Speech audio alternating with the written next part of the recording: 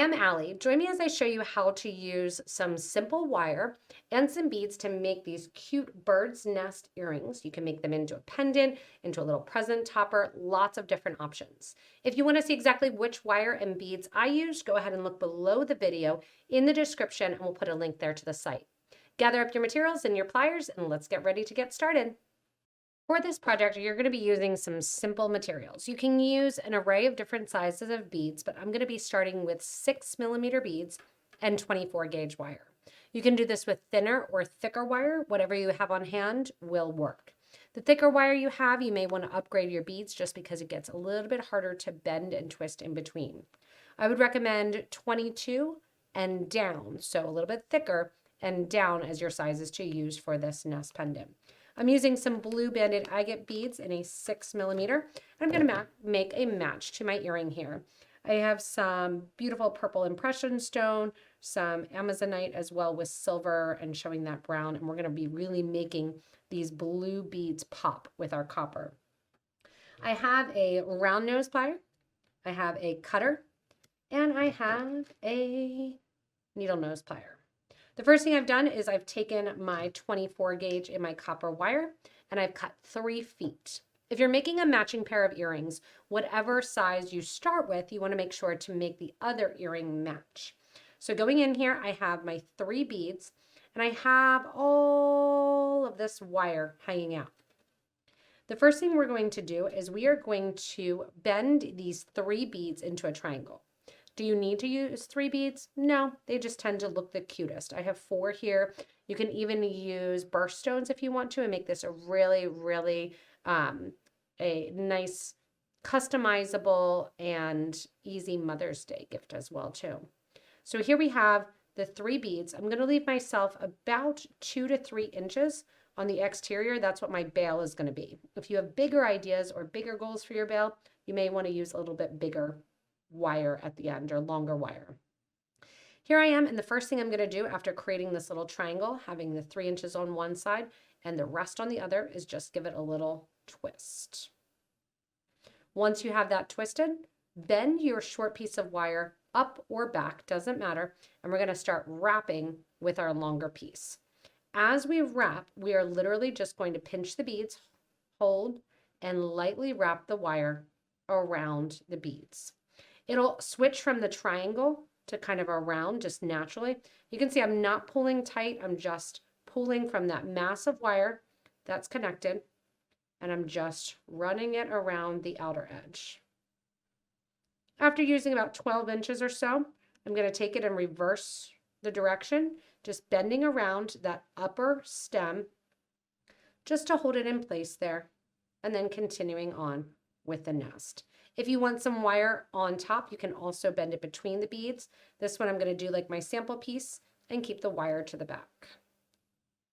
Once you have about 12 inches left of your wire, we're going to start our bindings. Our bindings are going to pull this wire together, make it stable, and make it start to look like our nest.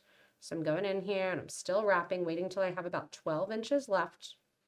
Once I get to the top with that 12 inches left, I'm going to wrap the wire around the long piece that's sticking up here, bring the wire down, and now we're going to feed the wire between our beads and our nest. So I'm going to take the wire here on the outer edge, take my end of my wire and feed it through all of those wires towards the interior. As you pull then, you can see that it creates almost like a fake little binding around the beads. Once again, go in there, take the wire through, wrap around. Move a little bit further down your nest wherever you can get the wire underneath and wrap, leaving the wire just kind of twisted around the edge. Keep going, getting rid of all this extra wire here. And you can, if you want to, a couple times in the same place. I like to have them look organic since they are organic naturally, made by birds out of sticks and feathers and kind of anything they can gather. And we're just going to keep wrapping around, pulling that wire through and progressing. So you can see here I have that multi-bind. Here we can see just that wire coming through, taking it and advancing it further up, poking it through, the beads and the loop here. And as I do so, I just kind of hold and pinch my wire along the sides. Here's a side view, pulling the wire. I just kind of pinch that right along the sides, make it sit flush, wrapping around then all the way around the top, getting past our top and our bottom. And the nice thing with this bird's nest is birds actually have very, very strategic plans.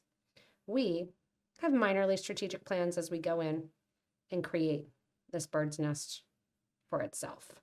When you're making it, if you want to, you can look at the one next to it and say, all right, how does it differ? How is it the same? Should I take some extra wire along the top here towards the outer row and wrap it around, making it look a little bit fuller?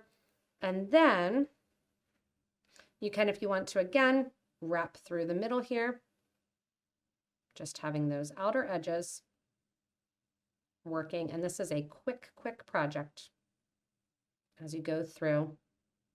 And just kind of get rid of your wire right here along the top. I'm going to pull that wire through, using it all because it's here. I'm making that nice little wire design. As I come across the top here, I'm going to tuck the wire in again, pushing it down and bringing that wire up towards the top.